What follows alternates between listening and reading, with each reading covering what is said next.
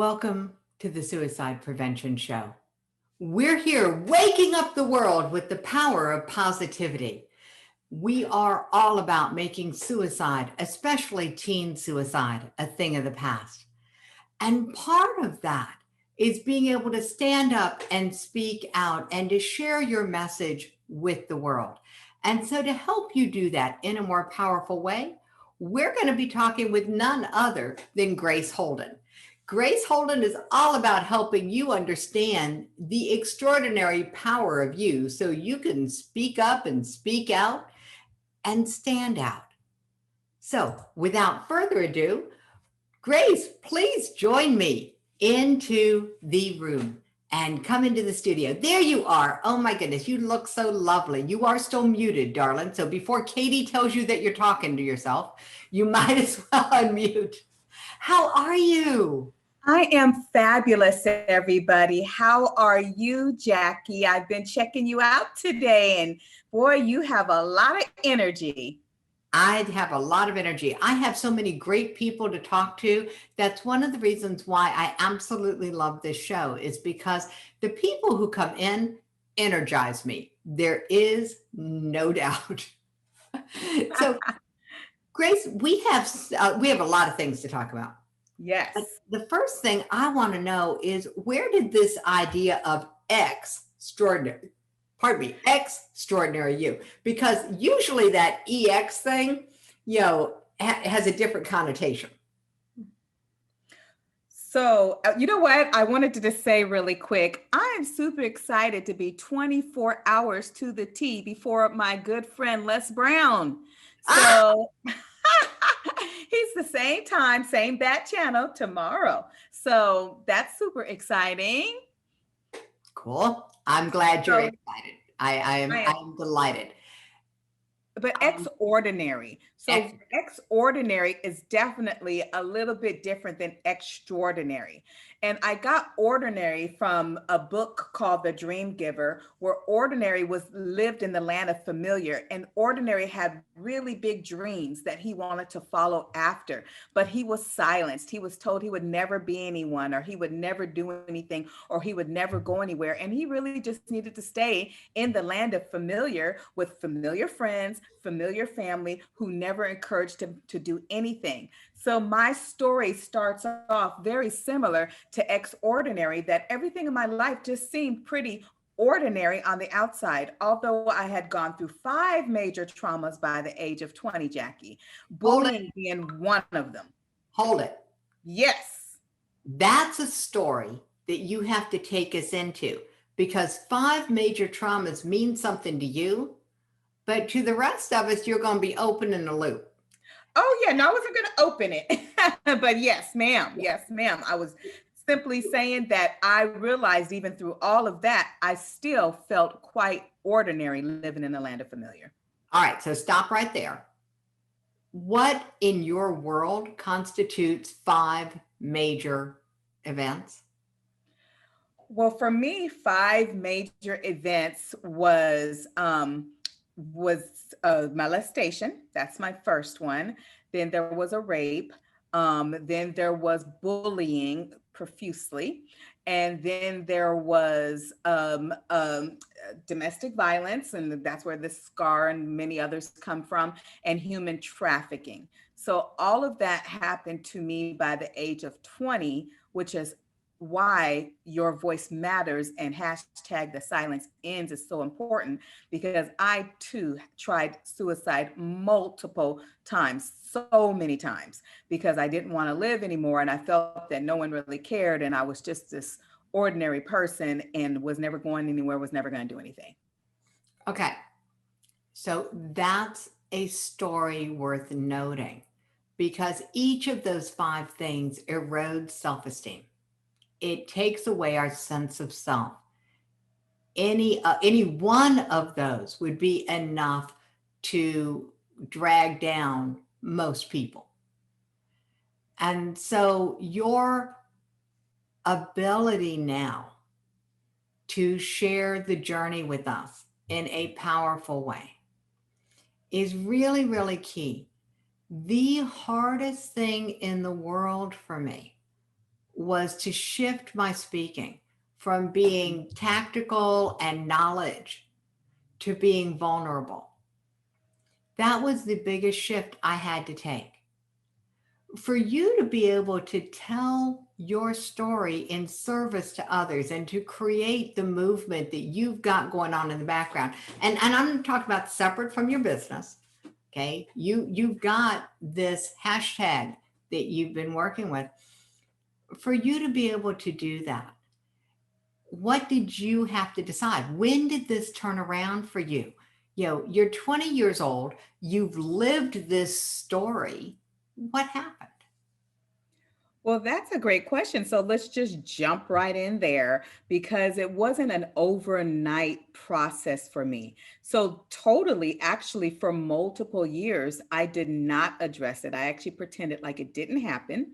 And I stayed very quiet about it. And I went through a series of depression moments. I owned my own counseling business, became an LMFT, LPC, and it Whoa, became whoa, whoa, whoa, easy whoa. to help other Alphabet people. soup gives me indigestion. So you got to go back and tell me what all those acronyms mean.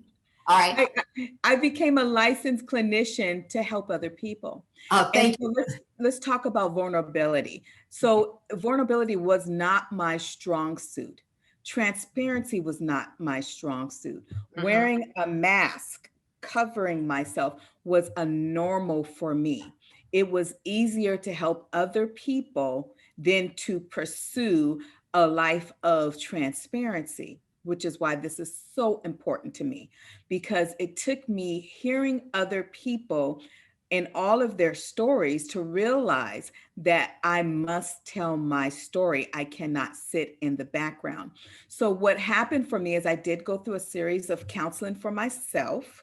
Mm. And I had a family, 5 children, got married, did the whole 9 yards, and really pretended a lot like everything was okay. But Mhm. it wasn't okay. So I still was kind of in that world of ordinary, in familiar and comfortable, and not really following after my dreams and pursuing my dreams. So I knew something had to happen. I had to spill the tea. I had to say, okay, let me tell what's going on. And that is how my first book, Dirty, came about. It was all about a book of hope because I felt so dirty and there was so much residue. The turning point, and this is really jumping far ahead, but the turning point for me was making a choice. I had to decide that my past or my current condition was not my conclusion. So the things that happened to me did not define me. They did not make me who I was. What I do or what happened to me is not who I am. And so who I am was a product of some things that I went through. And I realized coming out on the other side that transparency bred authenticity, which bred my freedom, which bred who I am today to have multiple platforms to help people share their voice, tell their story. Cool. So if we created a tagline for you today, it would be share your voice, tell your story. Yeah, it would be Your Voice Matters. Your voice matters. And so, yeah, we came into this conversation along similar lines because I'm a proponent of, and my hashtag is your story matters. Yeah. So we're on the same boat. And the reality is that we came about it, my breaking point was very different than yours.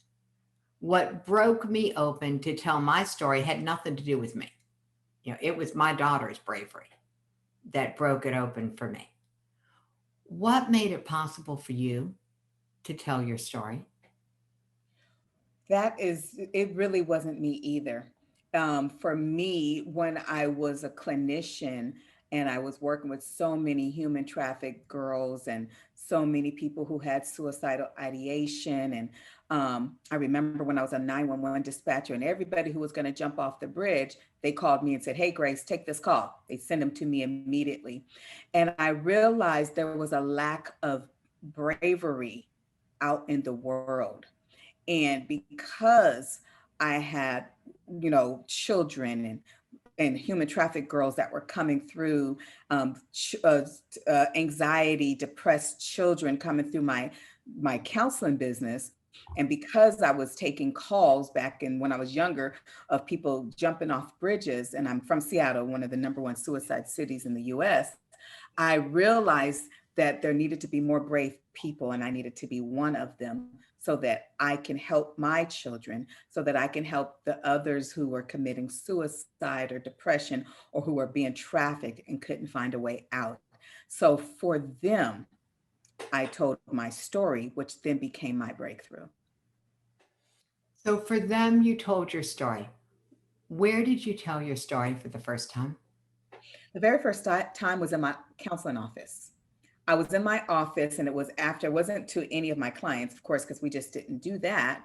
But it was afterwards, someone had came into my office who was on my staff, and they had shared something with me, and they just thought I didn't understand. And they just figured, I don't know how you're going to help me. Maybe we would have a therapy session. I was like, no, darling, we're not doing a therapy session. That we're not having any of those types of things in here, because this was my staff member, not a client, none of those things. And that is when I shared with her my story. What happened after you shared your story for the first time? Whew. So what happened is I felt like a lot of things were released from me because I had already been through a lot of therapy and had gotten a lot of help and had gone through some of that process and had done some of that work already. I was already in that healing phase. But when I shared my story like that for the first time, which then led to some more public times, and then it led to thousands of people, that was just everything kept breaking off. Just more and more chains would break off, and there was more and more freedom and liberation, and there was pain. I will not pretend that it wasn't hurtful, because it was, but it wasn't, when I think of trauma informed kind of care thing, I wasn't traumatizing my own self. I was releasing things from me that needed to be shed and told, and residue that needed to be dealt with. So it was in the telling that the releasing occurred. Absolutely. For me, it was in the telling, it was the work that led up to it, it was watching someone's face light up. And it wasn't a work session, and I was able to tell something. It was in the thank you. Sometimes that's the best place. It is in the thank you, knowing that you made a difference. Absolutely. Yeah. Huge difference, life changing difference. The moment between when someone was going to live or not. To go from not knowing that life is ever going to get any better to deciding to do what you can to make life better from other people, to like make life better for other people. And Mhm. and then to now doing what you're doing, which is to help people tell their stories, among other things. I mean, we're going to get into who you work with and what you do, because I think it's just such a fascinating story to get from where you are, from where you were to where you are. So we're going to get there. Mhm. I- you know,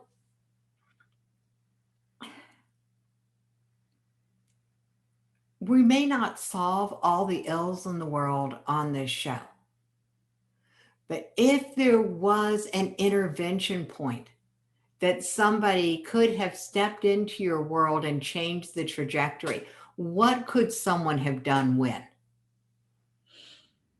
There is a quote that I love, and I had wished I heard this quote much sooner than when I did. And it's this, and it says, and I'll just read it so I don't mess it up, although I have it memorized. Maya Angelou once said, it was Maya Angelou. If you know her story, you know how important that is. There is no greater agony than bearing an untold story inside of you. And I wish someone had said that to me sooner, because there was way too many agonizing moments in my life that came from bearing an untold story inside of me. So when I heard that, I had already been sharing just a little bit by then. But had I heard that sooner, if someone had come to me and told me that my story matters, my voice matters, and that when I am ready, and if there was a way I can even help you to tell your story, because everybody doesn't tell or share at the same time, then at that very moment, I believed I would have had my breakthroughs sooner. But I didn't have that. It took time for it to get there. And I really didn't have someone in my life who can help lead me there more so than anything, because I really wasn't open and most people didn't know my story. Well, that's true for most of us, I think. Um, the beauty of this, every sinner has a future. We don't necessarily know that the path to our future is through our story. And we tried, for me, it was like, oh, I can't let anybody know my past.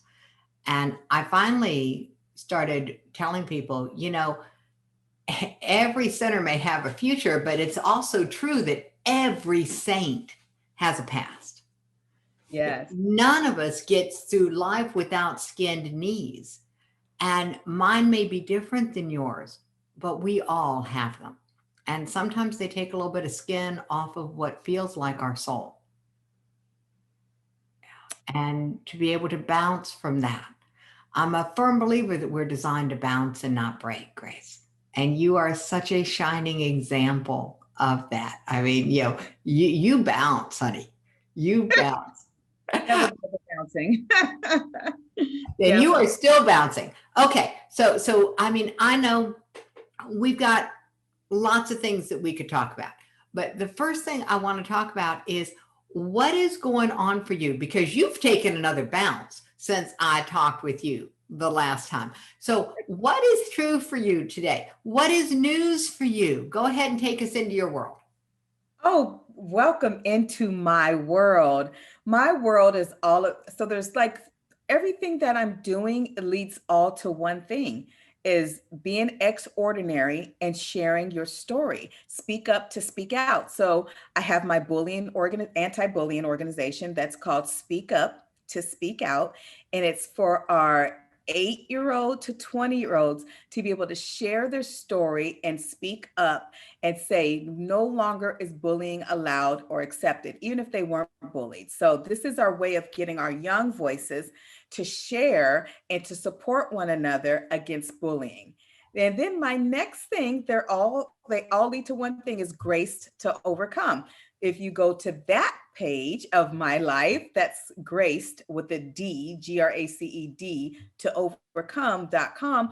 That world is all about people who've gone through some trauma, whether it's family trauma, multi-generational trauma, whether it was an accident, grief, loss of a loved one, a spouse, divorce, any sort of trauma activity that happened in their life. We invite them to come share their stories, and they can do it anonymously or they can do it openly. Homelessness, selfishness, anything they've gone through, that is a place or a platform for people to share their story on Grace to Overcome. But the most pressing one right now, those are my passions, my human trafficking passion, bullying, domestic violence. But the one that is a career driven and is also a huge passion of mine is I've launched a new platform, Jackie. No, I'm not surprised. I mean, I launched the Suicide Prevention Society when you weren't looking. So yes, I know. So what have you launched? I launched, it's like a TED Talks, for like people who would possibly want to do TED Talks, but it's called Real Talks. And it's just like this, where we're having real conversation, real talks, and it is called I Am Ready to Speak. It's Real Talks. And this is an opportunity for people who maybe aren't doing TED Talks, but they want to do something like it. They're hidden figures, Jackie. They're superheroes with a cape. They're CEOs, entrepreneurs. They don't have to be pro speakers, but they're people who have a message. They want to monetize their message or increase their bottom line. They're world changers. They're the it people. And those are the folks that I have now launched a whole program that helps them get out there, get in the YouTube, have a marketing plan, PR, and share their story. So it's a power storytelling academy, real talks. And that's what I'm doing these days. Well, yeah, somehow I'm not surprised. Somehow I'm not surprised, and that was one of the things that it was like, oh, I can put you on my show. And you happen to be in between, two other very powerful women. So this is an amazing time period for you to be part of the show. And for anybody watching this in the recording, just know that you'll be able to look at the episodes right before and right after Grace and know what I'm talking about. Okay. So you want to meet these people, by the way, and they want to meet you. I saw the one right before. And so we'll have lots of conversations. But when you're talking about, because I'm a TEDx speaker, and TEDx are the independently organized events, but it sounds like with Real Talks, you're talking about conversations, not the same kind of stand and deliver that I just went through in the TEDx world. So no, it is the same. It is the same, except for their. So you already know how TEDx works. I've had licenses for TEDx and had speakers come through and train speakers, right? For TEDx. That was my world. And I have it's a great training ground. I mean, their program is absolutely amazing. Amazing. So I've also had people though who weren't ready for the stand up certain kind of place with their hand movement in a certain way, with their lighting on them a certain way, and their conversations are a little edgier. When you say conversations, are you talking about a one-sided conversation like a TEDx delivery, or are you talking about a conversation like what we're having? No, their story, their talk, their speaking, is a little, some of them are a little bit edgier or a little bit more business driven. So it's another content-based platform. Got it. That allows for conversations to happen, like the one you just had on right before us, but she might be able to get up to her 5 to 7 minute instead of 10 to 12 or 15, a little bit shorter. We create an entire digital product for them, a PR plan, marketing, and it doesn't have to just be, technology, trauma, or any of those things. It could be any business conversation. It could be a little edgy conversation. It could be about relationships. It could be any of those things. And it could be something that leads to the pathway of you finding out who they are, what they do, and how they do it. Like even the one where you had Dr. Laying, is that how you say her name? Boy, I learned a lot about my sugar intake, and I need to cut that sugar out of my life. But if she did one of these real talks for 5 to 7 minutes, we crafted a story for her and branded her, she can get her message out to so many more people in the world. So what you've done is taken the concept of having an inspiring story and meshed it with using that inspiring story to build a business, build a brand. Absolutely. And we say our tagline is, it's real talks worth hearing. Oh, I like that. Real talks worth hearing. Okay. So one of the things that we have, I'm sorry, I'm correcting a typo on something. One of the things that you're really brilliant at is helping people create a marketing message that matters, so that people get that what's going on actually matters and that you see yourselves as extraordinary, not extraordinary, but extraordinary. Yes. What's the value of that? I mean, what changed in your life when you started to see yourself that way? Well, when we see ourselves as, all right, hold it. I'm going to call you out. You made it when we see ourselves. No, I want to know what happened to you when you saw yourself. I want you to own, but I want you to tell me your story. Frame the question. Okay, so for myself, what did I see when I was able to share my story? Mm-hmm. Yeah. And bring value to others? So for me, I saw a difference in what my dash in life is. So, we think about when we were born and when we're no longer here with us, and there's a dash in between. Mhm. And it's one thing to run businesses, it's one thing to have beautiful family and great grandchildren and all those wonderful things. What is the content of your dash? And for me, when I was able to help people, when I'm able to amplify voices, illuminate messages, then I'm able to really understand what my dash is about. I was like Ordinary in the story The Dream Giver. And when Ordinary followed after faith in the light and he made it to the end and he thought he arrived and it was so great and wonderful and Grace, you've arrived, you broke through. That wasn't just it. You have to go back and galvanize others and get others. So there's a special person in my life and she's recently passed away and her name is Jenny Meisenbach. And Jenny Meisenbach believed in me when I didn't believe in me. She helped me through many of my trauma experiences. We look nothing alike. We don't come from the same background. And she took me into her great big world.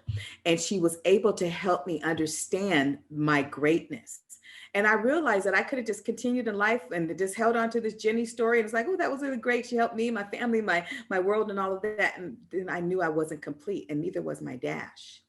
What completes me is to be able to go back and do it like Jenny or do like Ordinary in myself and go galvanize and help others genuinely, authentically, truly share their voice and help them illuminate them like someone else did for me and go back and do that for someone else.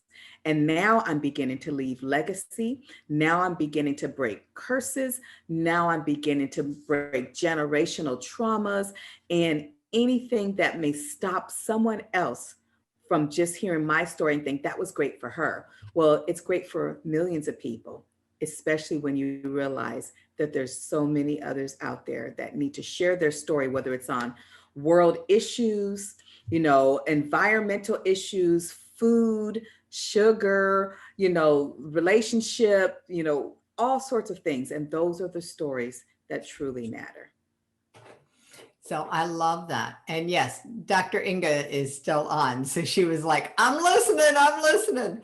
Yeah. Tell her the girlfriend's working on her sugar over here. I was like, whoa, let me get my diet together. I ordered my meter and everything. So yeah. So the idea that we're not in this alone, that each of us impacts so many others if we are willing to stand up and speak out, to speak up and speak out, as you tell people to do. And the report every time on bullying. So we're going to break this down for people because there is so much that you do, Grace. I want to just walk people through this one piece at a time. When it comes to anti-bullying, speak up and speak out. Report every time. Report every time that you observe it or that you experience it. Just report it. Why? Because that's the last thing that a bully wants us to do. And to not react and to just report. If people can R and R, they cannot react and just report, that's going to help bullies understand they don't have power. And I love that. And so there's I don't know if you've ever heard of it, but there's such a thing called a bully vaccine, how you can make yourself bully proof. Yes. And it's so funny. The kids are the ones, I have some information, but someone asked me, why did I pick ages 8 to 20 to be the ones to actually speak about bullying? Because I believe adults speak about bullying and teachers and educators speak about bullying, but the people who are bullied don't speak about bullying. And that's part of what I would consider to be a vaccine. But I did hear a little bit about, that whole idea of, standing up for yourself and so on and so forth. But it's not that easy. No, the bully vaccine is not about standing up for yourself to the bully without a plan. The bully vaccine is actually about how to make yourself bully proof so bullies aren't going to mess with you in the first place. As you're vaccinated. And the other piece of that is it's a guide for parents to what to do if their child is being bullied or if their child is the bully. And there's not a lot of guidance out there for parents. So this is someone who's very special. The Bully Vaccine was one of the first books that became part of the teen suicide prevention program, which was originally a book program. And we sold out of her books right away. So the bully vaccine by Jennifer Hancock is one thing that Katie can put in the chat for me. It's an amazing book that actually teaches how to become bully proof. And the one thing that I noticed when I started this whole journey into the world of suicide prevention is that, Grace, almost every single program out there that I could find had an entrance requirement. You had to be at risk. You had to either have a previous attempt or a mental health diagnosis before you even found out that the programs existed. And in my mind, that's intervention, not prevention. Prevention, right. So I'm a huge proponent of prevention in both the world of bullying, depression, and suicide. And so we've got lots of different conversations going on, but what you're doing is nothing short of amazing, because you're giving a voice to people who have had their voices silenced. And, you know, scary as it is, loss of voice is a clinical diagnosis that Freud created. And it became a mask for what was really happening back in the day. Because when Freud started treating young women for loss of voice and started exposing the fact that they were losing their voice because of sexual abuse, the society wasn't ready for that. And so he ended up basically caving to the pressure of his peers and no longer calling it loss of voice. And he named it something else. He actually basically created psychosis, in my opinion. This is just my unprofessional opinion, but he created this whole concept of penis envy, which did not exist until he created it. But it was his way of helping these young women through induced psychosis to come into a peaceful existence with their life without getting himself shot, which is my understanding of what he was facing. Loss of voice, we become powerless. And so to give yourself a voice means to reclaim your power. And I love the fact that you've created a platform where these kids can reclaim their voice, where they can actually have a voice. And so that's an amazing program. Thank you. Thank you. And to the Freudians, because I remember when I was going through, you know, when you start off in the master's and you get into the PhD program and you study theory and who is what. I never knew that that was the original name. I never knew that.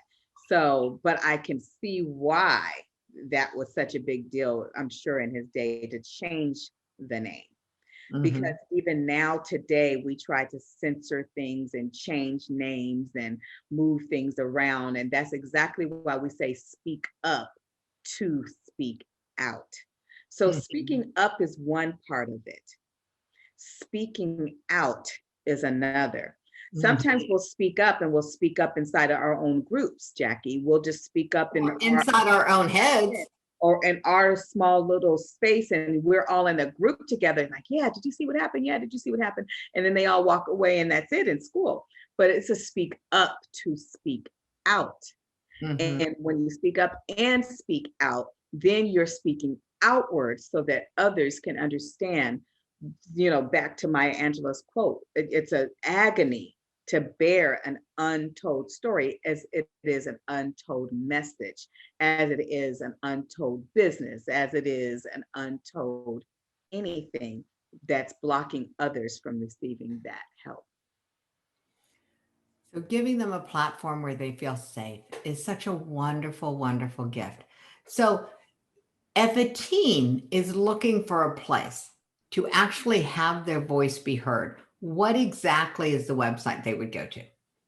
Well, because we're still under our Speak Up to Speak Out is under construction, they can go to our, either to my site, Grace L for love, but Lacey's my middle name, Grace L Holden So we'll get that in the chat for people. Yeah. So they can go there and say, hey, I want to be part of the to speak out for the bullying organization.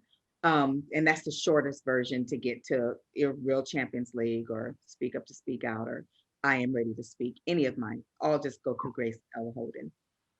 Got it. So the main website is the place to go right now as this is being built out. And trust me, I do understand this because we just finally, what is this, February? Okay, so it took us 10 months to get a society opt-in page where people could join the Teen Suicide Prevention Society. We launched it this morning. What? That's awesome. I mean, because you could go to speakuptospeakout.com. It's just not active enough. I mean, you could go see things, see statistics, see stuff, and all the bullying stuff. Oh, cool. But it's so much easier to go to Grace L. Holden to actually reach us. So one is about information. Speak Up to Speak Out, TO.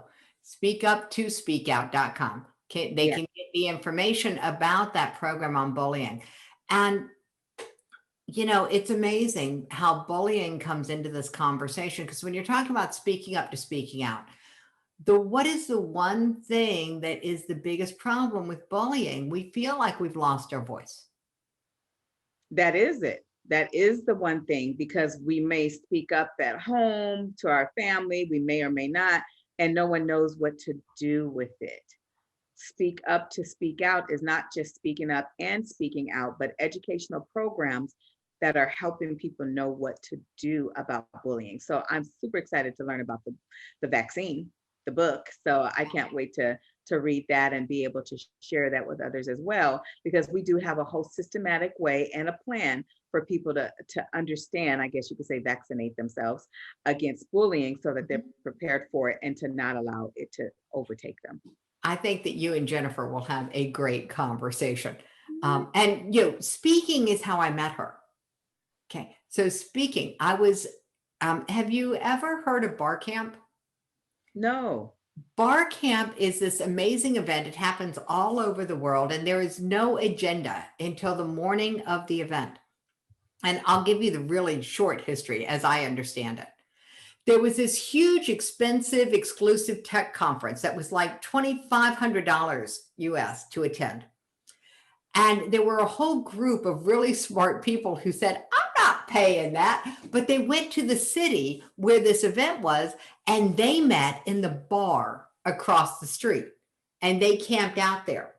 So the brains were over here in the bar camp, while other people were spending $2,500 a seat to attend this exclusive event. Now, the exclusive event does not exist anymore, but bar camps exist all over the world. And what happens is, on the first morning, anyone who has a topic that they have a message to deliver, they do something called a board rush. And you write your topic and your name on an index card, and you rush up and you put it on this big grid where all the rooms, the breakout rooms are, and all the times. And so you just put it up there. It's actually based on open space technique for organizational change. So they adopted this for bar camp. So I'm at a bar camp. I've spoken earlier. I'm a volunteer. I absolutely love this whole thing. There's one here in Sarasota that happens every year in Sarasota, Florida. And still doing it or digitally? Well, it was all in person. Now, of course, now who knows? You probably could Google bar camps and find one that's happening digitally, but it was all in person. You had to be there. Yeah. If you'd have been there, if you'd have seen it, yeah. I mean, you had to be there. So I was there. And at the end of the day, there was not a lot going on. And so there was only one speaking room open. It was the big main room, the auditorium. And someone put up the topic, why? Well, the next speaking slot was available. I couldn't resist. I grabbed an index card and I wrote, why not? And stuck it on the board right next to them. And the organizer thought this was such a great idea. She said, why don't you two co-present? And that's how I met Jennifer Hancock. She was talking about why, and I was talking about why not. I didn't know how prophetic that would be. I ended up writing the Why Not Workbook, which is a do-it-yourself suicide intervention guide. Hmm. And I didn't even now, until just now telling you this story, did I connect it back to, oh crap, I was talking about why not a few years ago. But yeah, that's how I ended up meeting Jennifer Hancock, is she was talking about why, I was talking about why not. And we co-presented, never having met each other before. That's awesome. It was fun. That's awesome, but that's synergy. It is. Synergy and synchronicity is what happens when you decide that you're just going to have a different experience of life. And when you speak up. And when you speak up. So cool. So you got speak up and speak out. Mm-hmm. And I didn't do it yet. I don't think. Let me just see. Did I give it? No, I don't think I gave everybody your gift. Okay. So we're going to do that and then we're going to talk about it. Okay. So you've got this ebook on how to create an amazing speaker one sheet. And a one sheet is so misunderstood in the speaking industry. So I'm just going to bring it into context for people. Okay. If you've got a message that you want to take into the world, someone who coordinates an event, hosts a show, they want to know just enough about you and your topic to be able to decide if you were a good fit for their audience. An audience is such a critical, misunderstood, overlooked piece of this conversation. So, Grace, ideally, who is your audience for this ebook? Oh, wow. This is a great question. I think a lot of people think it's just a speaker, and it's not. It's just what you just said, Jackie. It's for anyone who is trying or they would like to perceive themselves, right, as to what it is that will be tangible takeaways for the audience that you intend to speak to. So it could be a podcast, it could be the magazine, it could be another business, it could be a stage or digital world platform, it could be any of those things. But the one sheeter helps you to find your why, your who, and what the tangible takeaways and outcomes are. And I think a lot of people feel it's just a bio, and a bio just lists all the things that you've done in the past, not necessarily even what you will do in the present. But the one sheeter says, here are my topics, here's what the outcomes are, and here's the testimonials that come with it, all on one sheet. And what Do the you have audience, one? huh? You have one for you. Oh, yes. Okay. So that would be something that I would love to be able to share with people as an example of what this looks like. Now, granted, they can get your ebook. Is your one sheet inside the ebook? No, my one sheeter is not. The article just gives you everything that you need to put in there. And then afterwards, if someone has any additional questions, they reach out to us. We do a discovery with them. We talk about what theirs is, and then they get an example of mine. Got it. Okay. So I want an example of yours. So I guess I'm going to go through the process. All right. Yeah. The good news is that I've got this information. Yeah. So we will have a good time with this. So the power of a one sheet, I mean, I've interviewed people who are specialists on helping people get corporate jobs and writing resumes. And what many people don't know is that now a resume often is one sheet. In the speaking industry, it's been one sheet for a long time. And here's what I think happened. I think that about 6 to 7 months ago, all of a sudden we all became speakers. And we all need a one sheet. And I don't say that facetiously. What I mean is that all of a sudden, we are now all being visible to the world, whether you're participating in an online summit, or you're doing a Facebook Live, or you're just on a Zoom call with your own friends and family. All of a sudden, you are a video personality. It is so true that it has grown, and that is exactly why I have put together the program that says I am ready to speak or to talk or to share my message, because now what exactly is necessary? You don't have to be a pro. You could be a hidden figure or just someone who has a message that they need to get out to the world. However, how do you do that? Well, digitally, right now, with so much going on with social media, you will be lost in the sauce, and you need something that will help you to stand out and stand forefront. And that is why I didn't know, is our doctor on still? Doctor, I didn't know she was on here, but I really meant that when I heard her. And I was like, man, her information is so incredible. How can we get her out there more? I do have something for that, but there's so many people just like that, that now we're all having to use our voice, because otherwise you won't be heard, because it's not like you're hopping on TV. Do you know how expensive those have gone up now? Yes, she said she's still here. Hey, those have got, so this is another platform, and not everybody can get on a TED Talk because someone has purchased the license to do a TED Talk, and then they invite you on, right? So Well, not wait a minute, hold do it. that. I'm just going to clarify some language, and I'm going to do this more later in the show on a different session. TEDx talks Oh, you're on TEDx. have So independent organizers. That's the yep, people who get the license, license, and then they absolutely. set the rules. Yep, that is So, a TEDx. So not everybody can do that. So there's so many other ways now, but we don't always have our marketing or our PR and all those things. So that's all this is. It's just another way of saying, hey, and right now we're in a beta program. So perfect time to sign up. And oh my God, beta in my world means best every time, always. yes, I love that. That's what the acronym means. So, we'll talk. Okay. Because that's what the acronym means to me. If you are doing this as a beta program, that's amazing. And I think you're going to want to hang around, and like you listened to Aisha earlier, you're going to listen to Kim and Natan, because there's a lot of synergy in this group. And how do we create the change we want to see in the world? How do we create the path for people to actually shift their energy and come into their own, if you will? And we all have our different paths, but I think that there's a time where we just need to come together.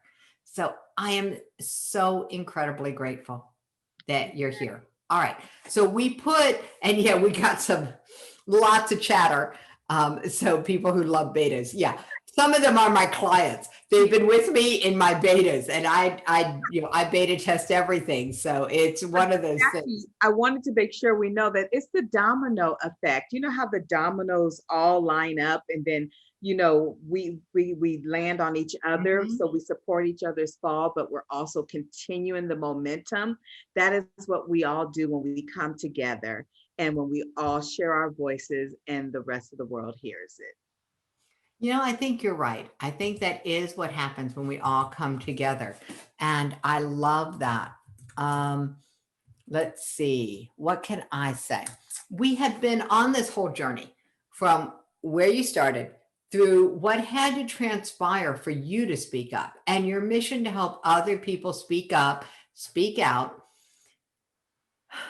and now to also help those to be visible. And I think that that is just an amazing journey, Grace. And I am so incredibly grateful for the time that you have spent with us and this journey that we are on together. If there was one thing that you wanted people to know, what would it be? I have a whole list of one things. Let me see. All right. So I'm gonna call out somebody. Thing. While you do that, I'm gonna call out somebody in the chat who says parents too, and I'm not sure what that's in regards to, Peter. So you got 2 minutes. Type some clarity in there for me so I can answer your question, or Grace can. Okay. So Grace, what's your one thing? It's this, and it's another quote, but it's it's a quote mixed with my own Graceism. And it's Maya Angelou again. Love recognizes no barriers. It jumps hurdles. It leaps fences.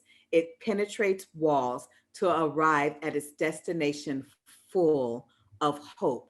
Well, I've lived my life in constant pursuit of giving back to the world in the same light as Maya and Jenny and Jackie and so many of each of you. Though living my life wasn't always exactly what I wanted it to be, it is now exactly what it's supposed to be: authentic, pure, and full of hope. So I've learned to champion you through learning how others help me champion me. And for you, the most important thing that I really want you to remember is it doesn't matter what your race is, what your religion is, where you came from, how old or how young you are, that your voice, your message deserves to be heard. Well, I think you elegantly answered Peter's question. When he expanded it, it says students, parents, are they telling their stories? And the answer is absolutely. Absolutely. Absolutely. And Nadine captured your words: love arrives at its destination and be visible.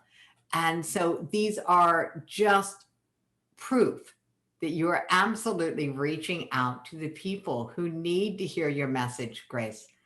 And I so appreciate your willingness to be visible and to show up and to share. Thank you for having me, Jackie. You're amazing. And you always put on the most amazing events. 24 hours from now, Les Brown. He better show up too. Tell him I said. Oh, okay. Now hold on. Tell who you said. Les. Uh-huh. Okay. I will let him know that Grace Holden said. I think Grace should be here to make sure that he shows up. Katie, I wasn't going to go there, but she said it, Grace. So we'll see you tomorrow. We'll see you on the next, on 12 episodes later. Okay. So for the people watching the recording, it won't be tomorrow. For people live in the room, it will be. The elephant in the room is I don't know whether you're here live or whether you're seeing the recording and reading the show notes for all of these amazing things. The bottom line is you're part of the mission to make suicide a thing of the past. And so please join the Suicide Prevention Society, the Teen Suicide Prevention Society. The domain names go to the same place. And there is a growing movement, Grace, to have you engaged when I'm interviewing Les Brown. So you were amazing, Grace. Thank you for having me.